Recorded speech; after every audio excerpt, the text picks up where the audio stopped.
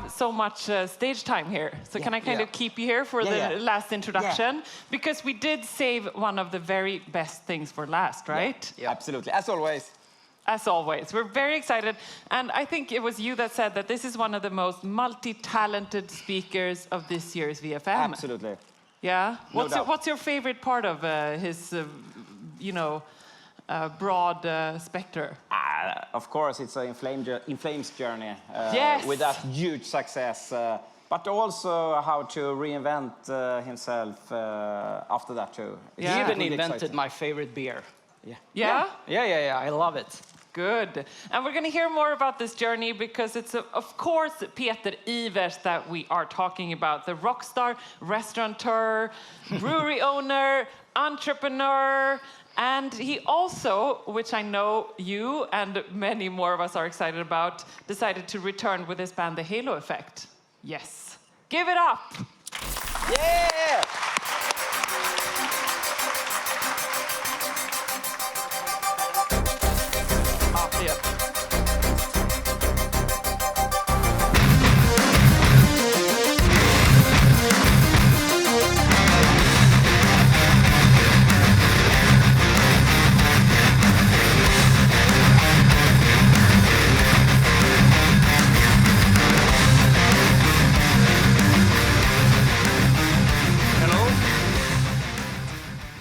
Thank you very much for that introduction. No pressure. When I was 12 years old and we talked about life goals in school, my teacher, Hans, told me, you'll never be able to make it as a musician. You can't make a living off of that. And I thought, what the fuck? Who's that guy? Hans was a person that I listened to up to that day. It was weird because he was kind of a nasty teacher. He favored the rich and looked too much at the young girls, my classmates. Anyways, here I am, 35-something years later, and still proving him wrong. You see, my driving force, my fuel, has always been people like that. Naysayers, skeptics. I never let people like that bring me down, and I kept on practicing at home on the guitar, because I was going to prove him wrong. Because what he didn't know was that my grandfather was a musician. He played here with, famous Swedish musicians at the time. And how could Hans know what you could or couldn't do? He was just a teacher. So after that day, I didn't listen to him anymore at all, which kind of, I guess, explains my grades. And I guess another person could have stopped here and agreed with the teacher, okay, I'll stay in school and do what everybody else expects from me. That's what makes a teacher's role so, so important. And it's something I teach my kids every day. You never let anybody tell you what you can't do. You work hard, and you can achieve almost anything. Sky's the limit. Anyways, so I used this as my driving force, and I still do. Totally unaware while growing up, but it made me work hard and aim for the sky and look forward and look up. And I work the same way today, even though my confidence is a little bit better today. Growing up was a wonderful time for me, though. My mom was a single mom, and there was nothing she couldn't do, or wouldn't do for me or my brother. We'd never have had any money, but we'd had plenty of love and instruments. Thanks to my grandfather's musical career, we had his old guitar, and we bought a nylon guitar, a Sigma, that I still use today. I don't even know if that brand is around today, but I still use it, and I love it. We also had a piano, later swapped to an organ. We had drums, harmonica, accordion, and other fun stuff. And we could try anything as much as we like. We could feel it and play with it. And I'm talking about the instruments. But it was the guitar that I landed on. And from the age of 11, I wanted to be a rock star. My mom, she was my inspiration. She got cancer when she was around 60, breast cancer.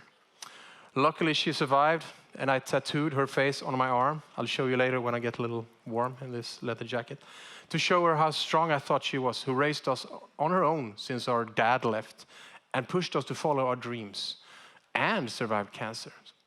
She lived for another 13 years before cancer took her. Last month of her life went really fast. She got a diagnosis, and then 30 days later, she was gone. This was just before the pandemic, and as you might know, that you weren't allowed to visit your elderly when they were in hospice and stuff. So I'm really grateful that her time was fast. going back to the music, the guitar stuck on me and my brother, but for some reason we are both bass players today. For a long time I tried to hold my position as a guitar player in my first bands, Bad Craziness and Empty Bottles. The imagination on those names, right?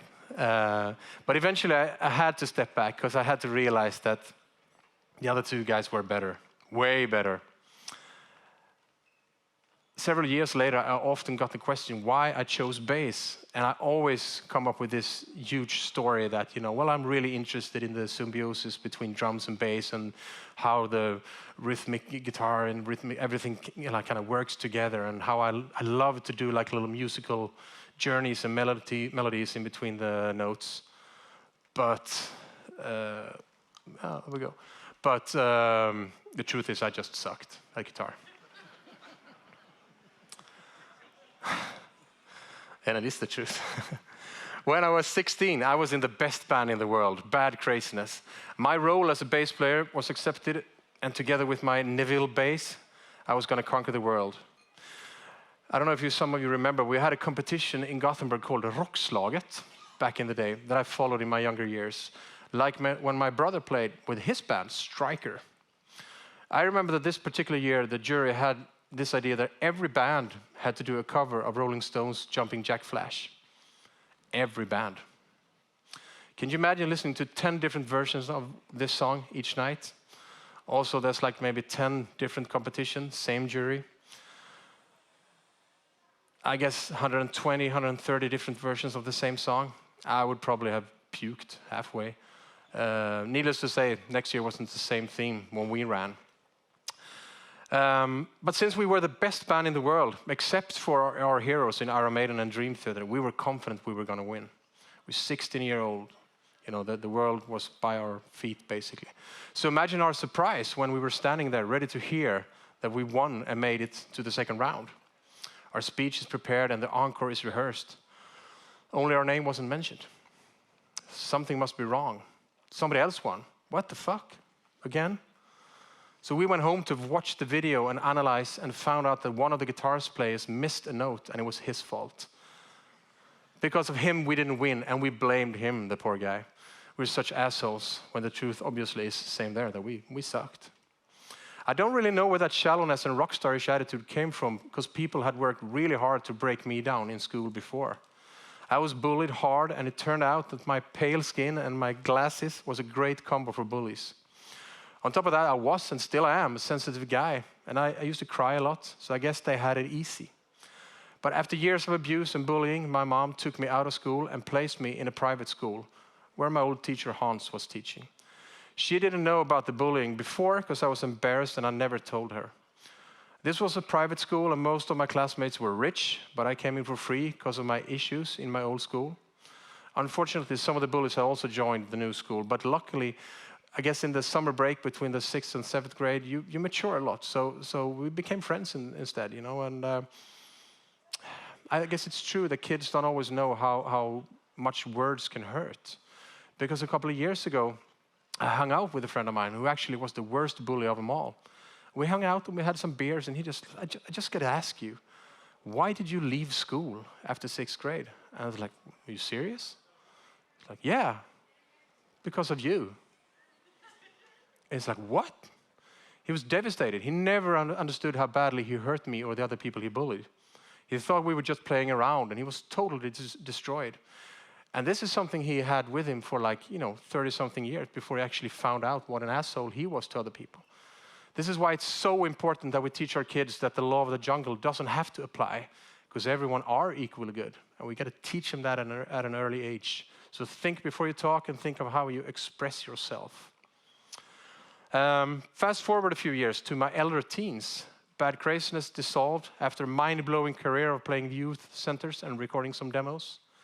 The lack of success had played out, and me and my best bud Frederick started Chameleon instead, just the two of us.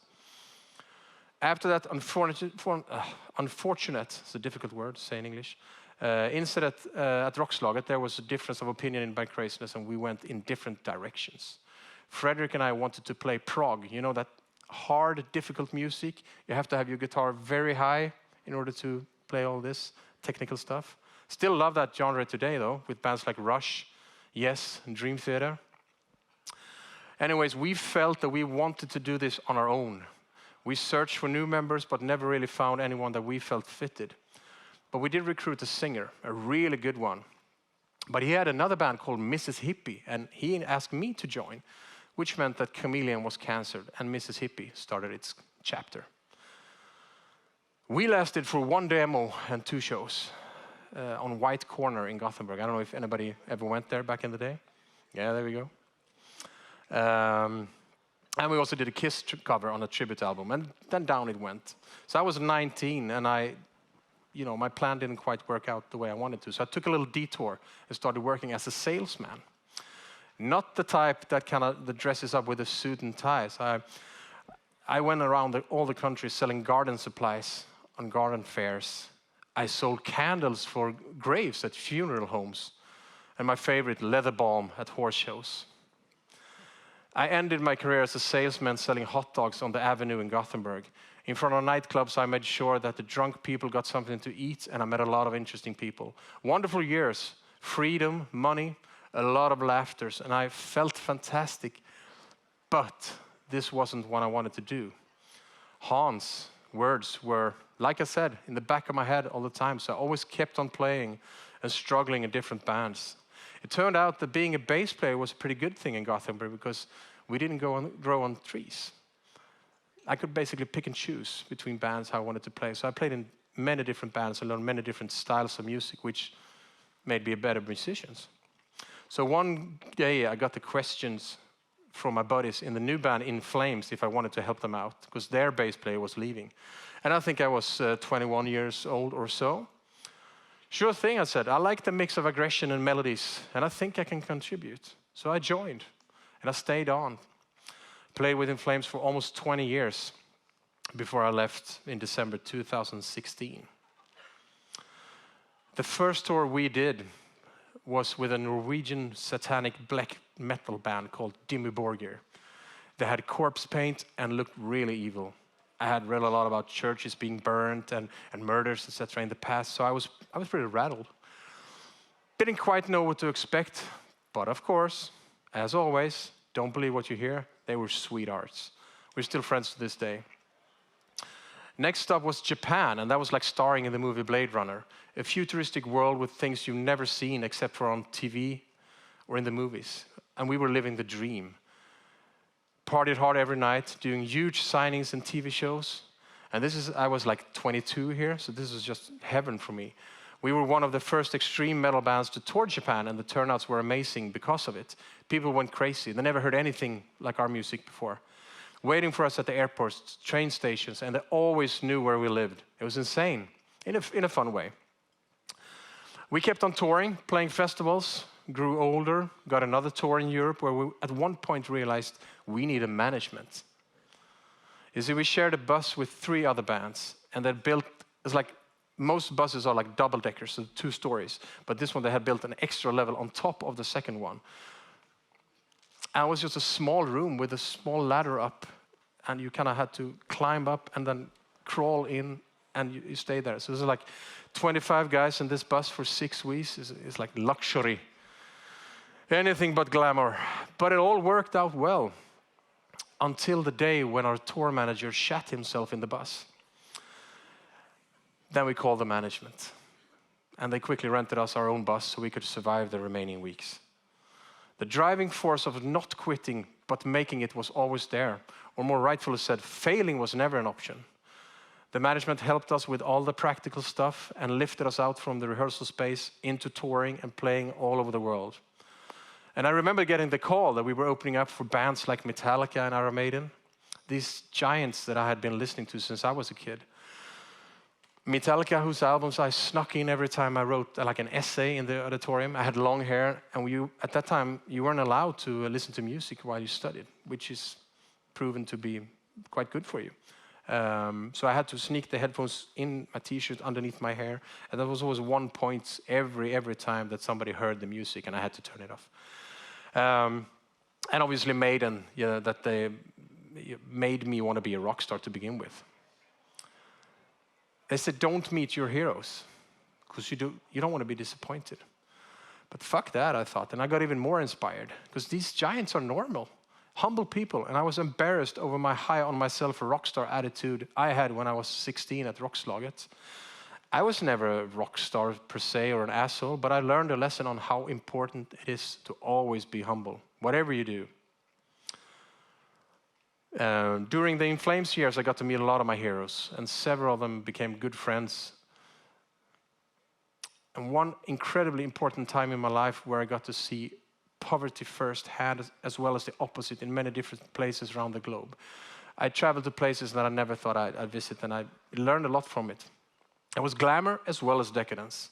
I've seen people snort cocaine from a dirty dresser and get surprised when I turn it down. I've jammed with a lot of different people and I had fun, but I never did drugs because I like beer. We Swedes are very, very, well, at least we were very, very against that stuff. So as soon as somebody wanted to go in and do something like that, they always made sure we didn't see, because they knew we weren't that type of people. But one of the coolest and most inspiring things for me was when we did a tour called Ozfest back in 2004, 2005. The huge touring festivals with like 35 bands playing different slots every day. And I came from a huge crisis after a divorce. I was around 20-something, 30-something, sorry. And I started to question whether being a musician was for me or not. You know, I didn't know. I got kind of shit from home, not bringing home the bacon and being away too much. Didn't make any real money. Even though I could live off it, I still wondered if this was for me. And I started to listen to the skeptics.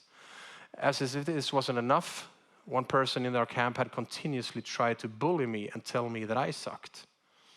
And after the divorce, the questioning of being away on tour all the time from home, I started to believe it. But then, right out of the blue, as if a higher power wanted to show me how wrong this was.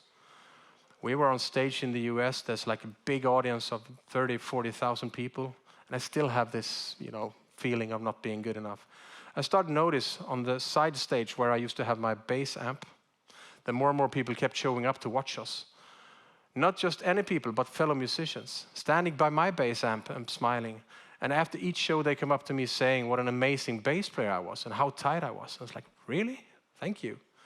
As members of Black Sabbath and the Zakk Wylde band, David Roth band, my musical heroes, people that have done this for such a long time, people I looked up to. So I stayed in the business. I grew a bigger pair of stones and I told the bully, what the fuck are you doing? Fuck off. That one person can make somebody else feel so low or get so sad, when often it's the bully who is the one who feels sad and is just trying to project, which is something really worth talking about. I've talked about this a lot because I've been very active against bullying in a grown age. And me and my buddy, Paolo Mendonça, actually started an anti-bullying project called Artists United Against Bullying, AUAB. It's really hard to Google. Where we talk about these problems and how bullying exists in many forms, that it doesn't necessarily end when you're a teenager, because some bullies just never grow up. When you travel around the world as much as I have and experienced all that I have, people often think that you're filthy rich and that you should live in a mansion made out of gold. But the truth is usually quite the opposite. A rented space, constantly broke or close to it, finding yourself painted into a corner where you have to tour to make any money, which means you don't really have time to do a different type of business. People are romancing the rock star dream a lot, and even though it can be wonderful, it isn't always the case. Sure, I had a good run. I do live in a house made out of wood, but still, I'm happy and I'm very blessed. But I still felt at that time like I needed a backup, and I started remembering the sales job I have, and I didn't want to do that again. So my colleague Björn and I celebrated a 2-year tour coming to an end. We were in my balcony in Taiwan, having a beer, looking over the alley and saying, we have 1 year off coming up. What do you want to do? I said, I want to start a restaurant. It's always been my dream, just came out. And he said, I want to start a bar. How hard can it be? Had to eat those words quite many times. As long as we do something we really love and use our knowledge taken from many, many, many visits to bars and restaurants around the world, we should be fine. So we looked at several places around Gothenburg and finally found something we loved. All of a sudden, we were restaurant owners. Felt weird to call yourself that. Kind of like when you started calling yourself a musician. You have to get used to it. And being a Swedish person, you never really brag. You have a hard time saying something positive about yourself, at least I do sometimes. So 2112, we named it after, oh, thank you.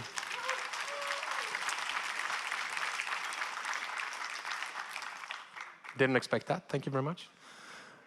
We named the place 2112 after the old prog band Rush that influenced me from back in the Chameleon days. You know that, having the bass really high up. And the story is pretty cool. It's a futuristic, their album, they released in 1976, is a futuristic story about a world where there aren't any music left.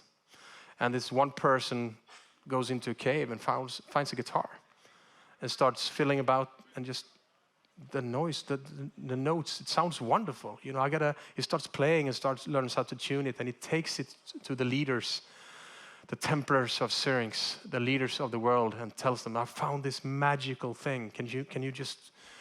And they're like, yeah, we know. This is an ancient toy. Just forget what you saw.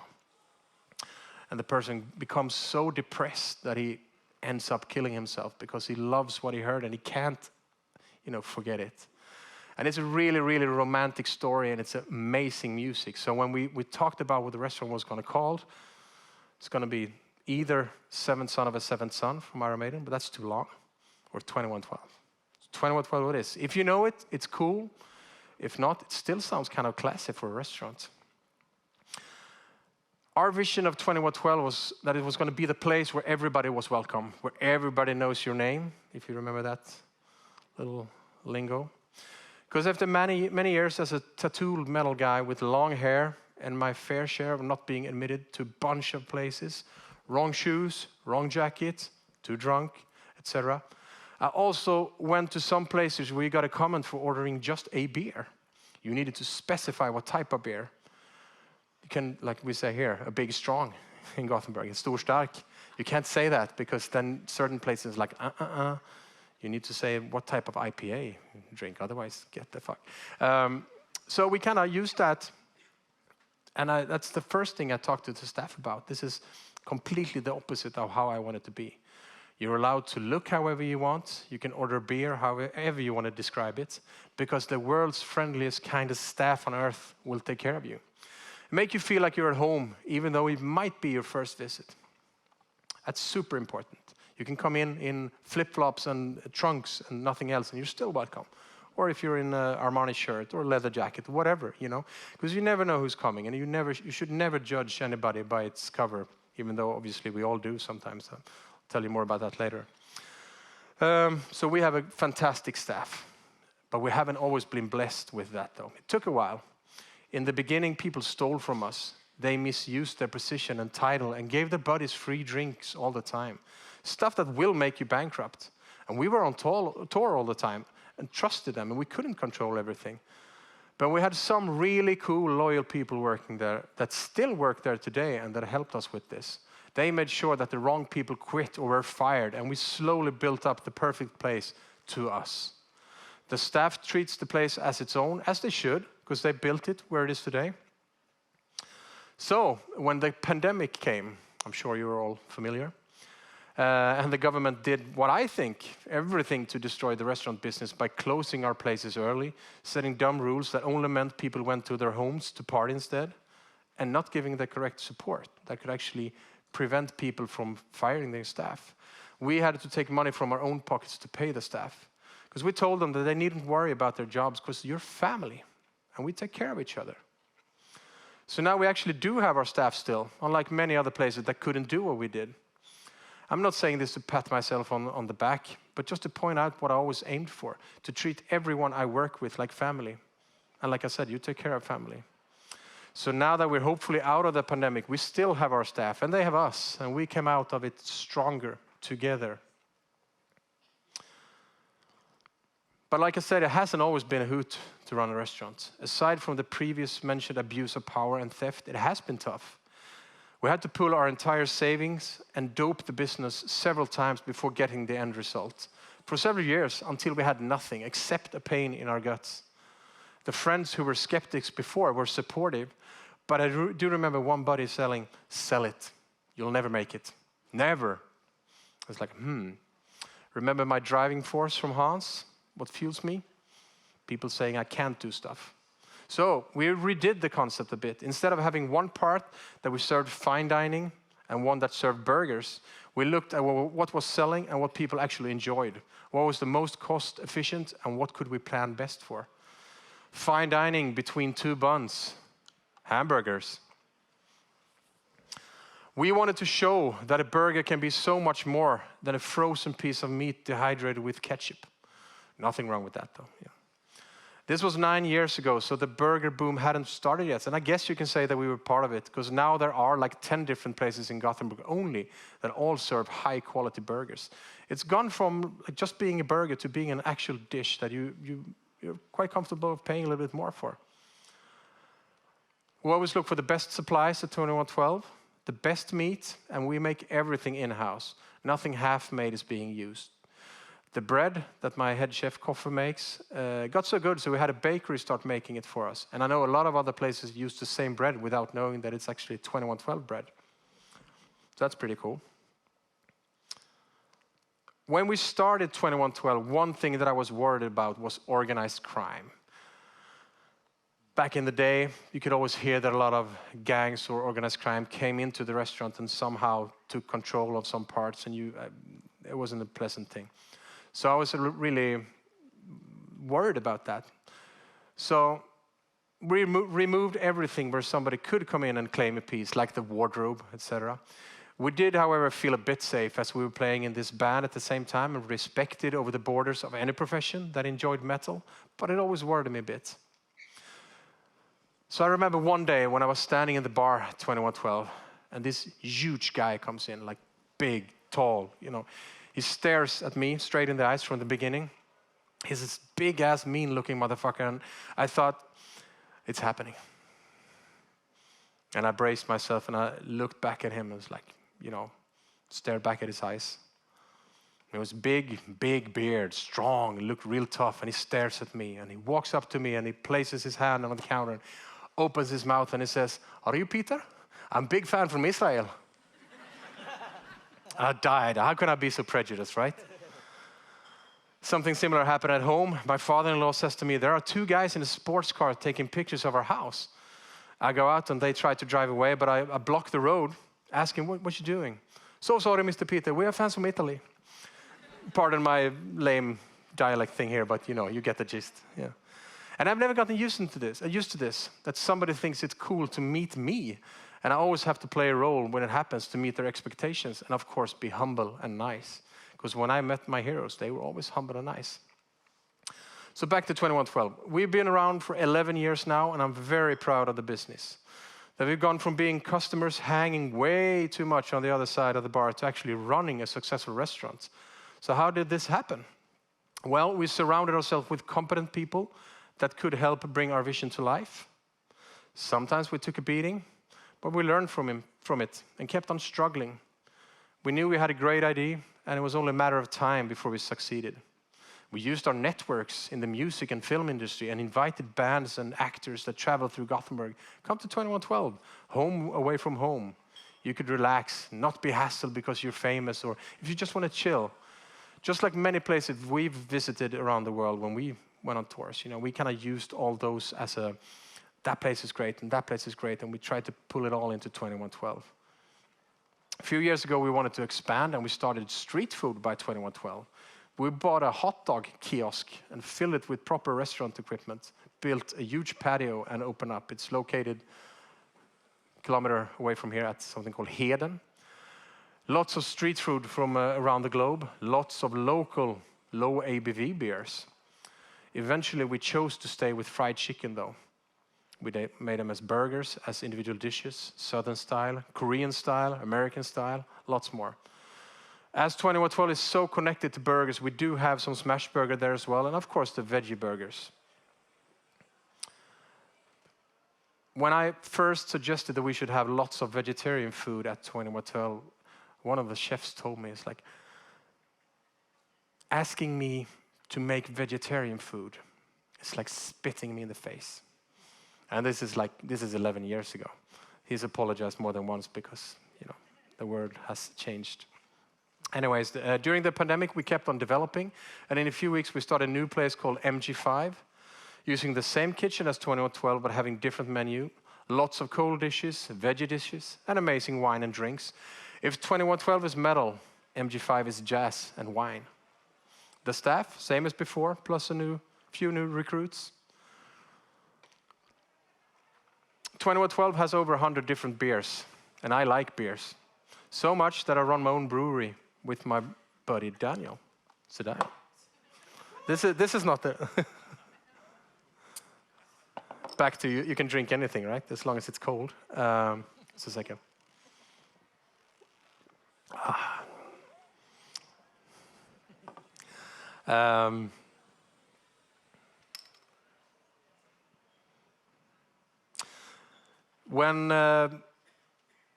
Again, this is not to brag or to tell people how great I am in what I do, but it's more to inspire and to tell you, never let anybody bring you down. And I will come back to that all the time.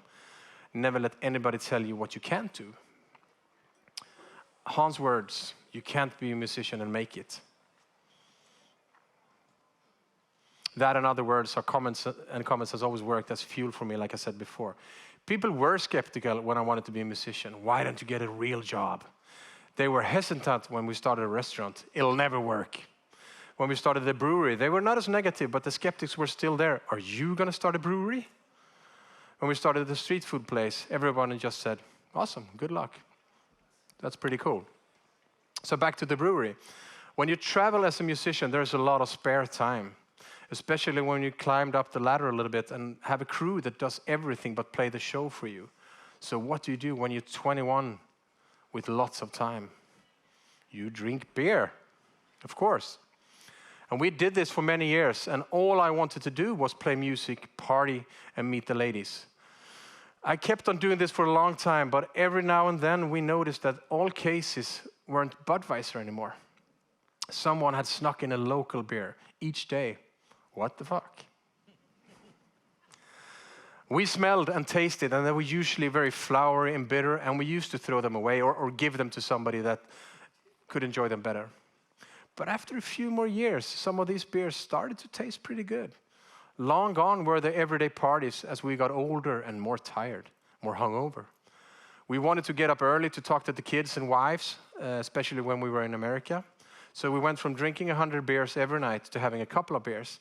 And we drank the IPAs and the APAs that we got. We started to enjoy them, matured. Especially the drummer Daniel, the guy second to the right.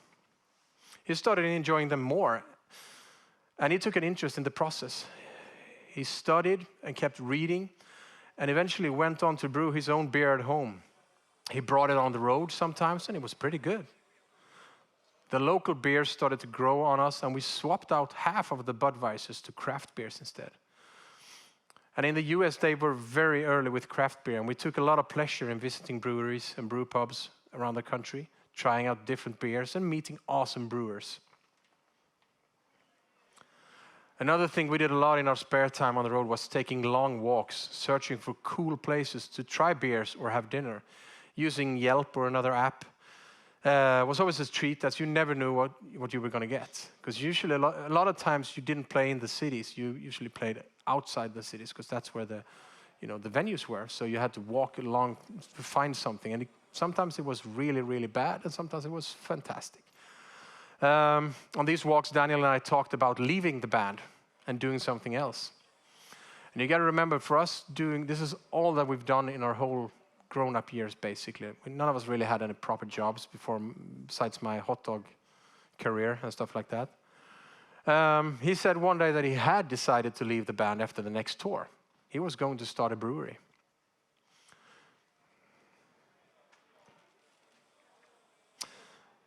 None of us had an education, and if we wanted to leave the music business, we had to get jobs. But jobs are boring. We thought, we had a job, but we never really considered being a musician a job. It was just something that we happened to live off of. And that's why I had 2112. So Daniel said he wanted to start something on his own. And I told him I'd like to join and help market the brewery, and I wanted to start a brew pub. Sounds awesome, he said, and he left the band shortly after. I stayed on and made another album in the US. I worked out a lot and kept on doing my long walks to discover the cities. But there are a lot of hours in one day, and I started getting bored. One day my kids sent me a picture when it was Kanelbullens dag, the day of the cinnamon bun. I don't know if that translates correctly, but and they sent a picture of them in the kitchen having like a big tray of cinnamon buns, and I was just sitting there alone in my hotel room thinking, what the hell am I doing? So that was the kind of the first seed planted why I would leave the band. It took a few months of soul searching, and then I left finally in December 2016 to do the brewery full time. And it took time because it's like ending a relationship, but not with one person, but it's like 4 other people, plus the whole crew, and the management, and the record company. People that I've, gotten to know and love, and it's really hard to leave them. But I had to break up with them all to be able to move on. I played my last show in Portland, Oregon, December 16, and I remember it being a weird feeling as I always loved being on stage. And I knew this would be the last show with In Flames. I had another band at the time called Syra, but we were never really going to tour because I didn't feel that anymore at that point. I remember after leaving the stage and going back to the dressing room, I expected a party, but nothing came. Nobody had planned anything, and I kind of felt, well, good for me that I'm leaving then. So I met up with some friends from another Swedish band called The Sounds, and we hung out all night playing pinball. And then I flew home the next day and started my new life as a brewery owner. The relief of being boss of my own time was amazing. To be able to tell my kids that I will come to their graduation, their school play, or whatever, because now it's up to me and only me to decide how and when I will spend my time. With the band, we were always looking for the next opportunity, which I was fine with, but once I started talking or thinking about leaving, there was no turning back. And the relief on the kids' faces when I told them made everything worthwhile. I'm not complaining at all. Might sound like that, but I had some great years with In Flames, and I grew both as a person and a musician. But when it's time, it's time. So we started out with the brewery, Odd Island Brewing. As you do in the beginning of any career, you do everything yourselves. No middle hands, no hired guns, just me and Daniel brewing, bottling, selling, marketing, and delivering. And that's kind of what we used in the beginning. Like, we do everything ourselves, because a lot of times when you come from a famous band or something like that, people will just expect that you slap a label on something and let somebody else do the hard work. But we did everything ourselves. And that's how we learned. Eventually, we needed more people as we grew. And now we're 4 people running it and have employees. We also have some really cool friends helping out on fairs and stuff. And we brew around 300,000 liters of beer each year, and we're growing by the minute. And that might sound really, really lots and lots, but if you compare this to one of the bigger breweries, that's kind of what they brew in an hour. After a few years and a lot of refreshing of the alcohol law, we started Odd Island Taproom as well. We've had it open for 2 summers now, and we've just taken the step to start a restaurant. And this is awesome, because people come to the tap room and they're interested in the flavors and the tastes, not the dizziness, not the haziness. They want to learn about flavors and how we can combine them with food, and how we can just try stuff that, the getting drunk is no longer on the menu, so to speak. And to brew and sell your own beer, it's kind of like playing music. You make something you really enjoy yourself, you market it, and you sell it yourself. We sell it to pubs or venues. We carry our own key kegs or amps. Super fun, especially when you come from a world where you haven't carried your own equipment in many years. So back to 2112, I worked with a big Swedish brewery, and we joined their catalog with Odd Island because this brewery was very open to working with the small people. And it was much like when we signed a major record deal with In Flames. People start screaming, "Sell out!" I never really understood, why working with a company that has a great reach would be selling out. You're not compromising your music or your beer. You just use the opportunities to reach out to more people, better distribution, better exposure.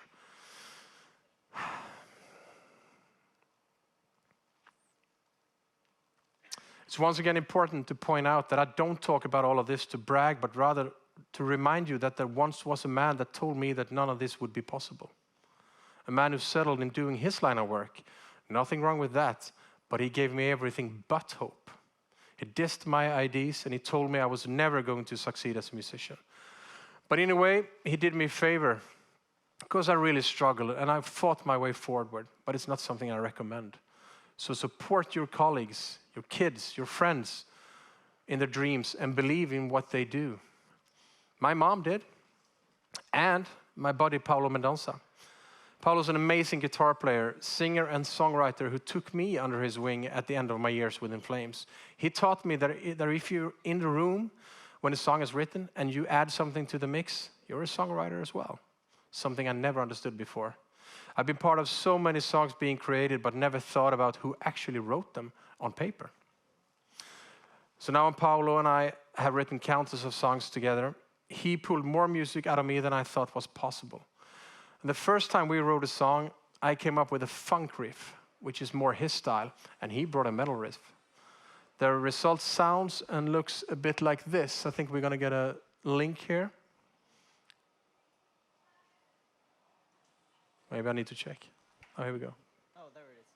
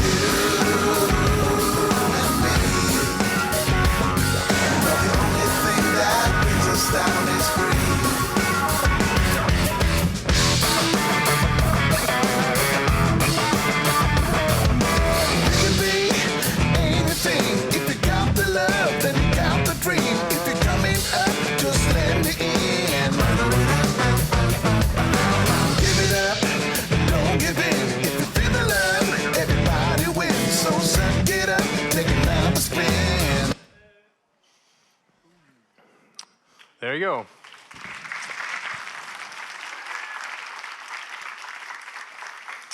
Thank you. So, in the summer of 2019, my buddy Niklas came to me and asked if I wanted to start a new band with him. We talked to Daniel if he wanted to join as well, and together we came up with rules on how to start the perfect band. I mean, together we had 60-something years of experience as musicians, and we had done a lot of mistakes. And now it's time to learn from them and not to do them again. The rules were as follows. Number 1, have fun. Life is all about having fun and good times. Number 2, we share everything. We're all equal, no matter who writes or does what. Number 3, our touring needs to be exclusive. Rather exclusive shows than 4 times a year in the same city.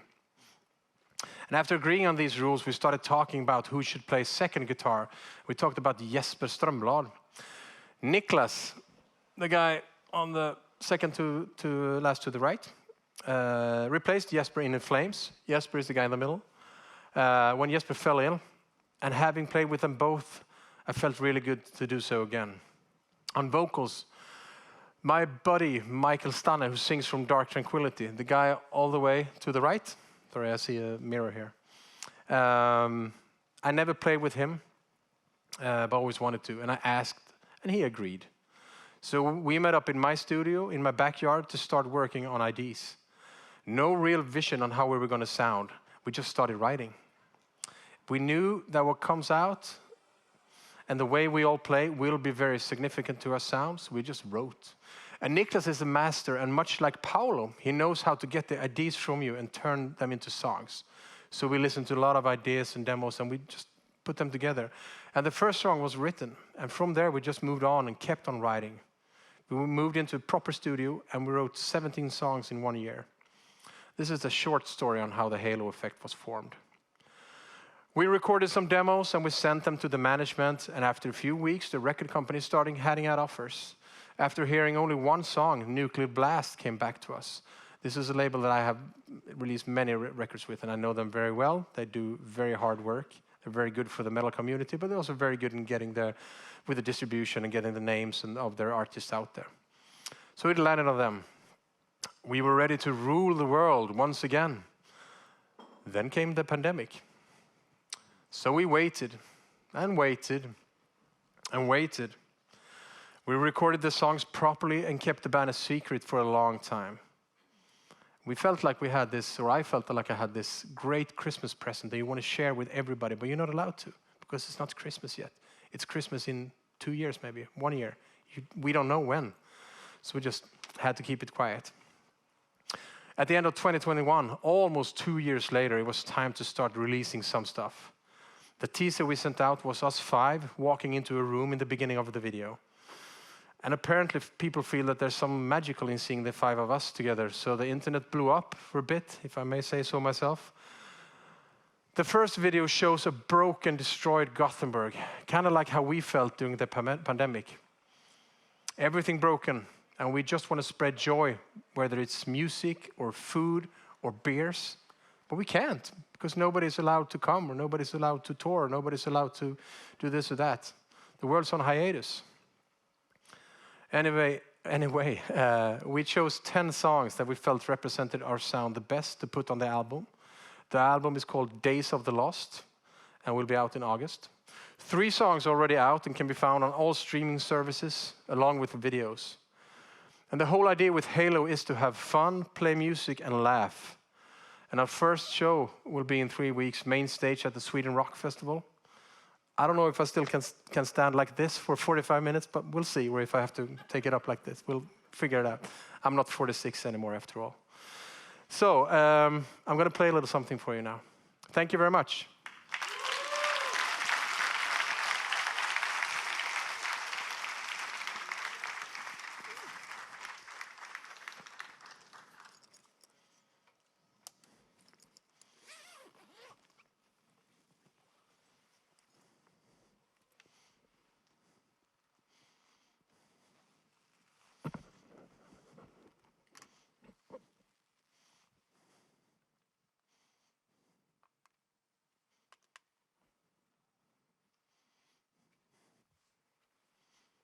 Sätter ni på?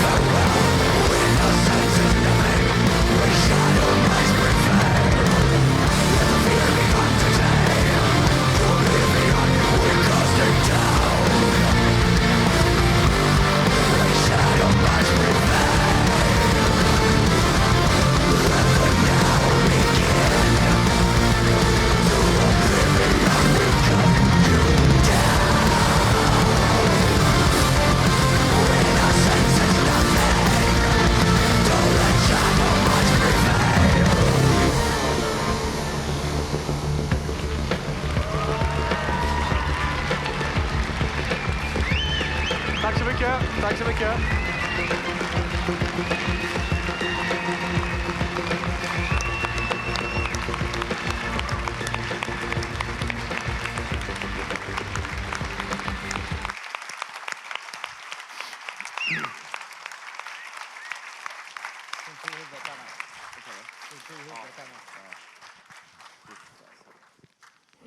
Tack så jättemycket.